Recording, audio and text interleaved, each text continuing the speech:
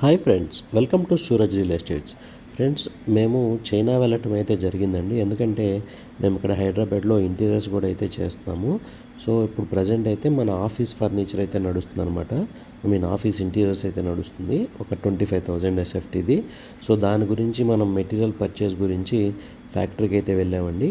ఇక్కడ వాళ్ళు మనకి అంటే ఫ్యాక్టరీ అంతా కూడా తిప్పి చూపించారు. అట్లాగే వాళ్ళకి షోరూమ్ కూడా ఉందన్నమాట.